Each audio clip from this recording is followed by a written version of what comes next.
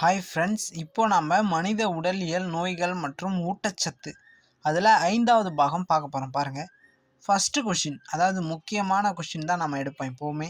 அதில் first question, முதிர்ச்சி அடைந்தோரின் உடலில் உருவாகும் மூளை தண்டுவட திரவத்தின் மொத்த அளவு டேஷ் ஆகும்.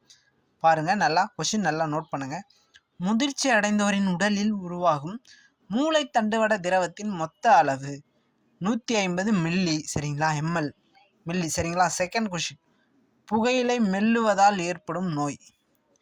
ஆன்சர் புறத்திசு நோய். புகையிலை மெல்லுவதால் ஏற்படும் நோய் புறத்திசு நோய். மூன்றாவது கொஷின், வண்ண குருட்டுத்தன்மை நோய்க்கான காரணி மரபணு நிலை. வண்ண குருட்டுத்தன்மை நோய்க்கான காரணி மரபணு நிலை. நான்காவது கொஷின், பொறுத்துக வடிவில் இருக்குது பாருங்கள். First question, rabies hydrophobia. ரேபிஸ்னால ஹைட்ரோபோபியா. முக்கியமான question, rabies hydrophobia.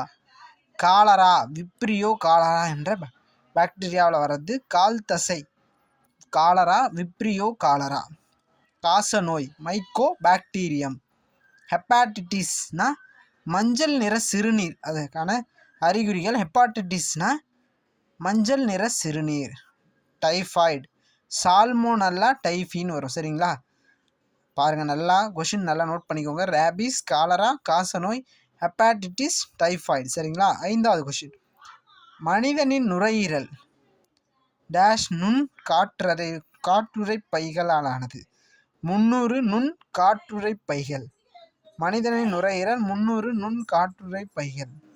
Thank you friends. நம்ம சேனல் RRM கிரியேஷன் சப்ஸ்கிரைப் பண்ணி ஷேர் பண்ணுங்கள் ஃப்ரெண்ட்ஸ்.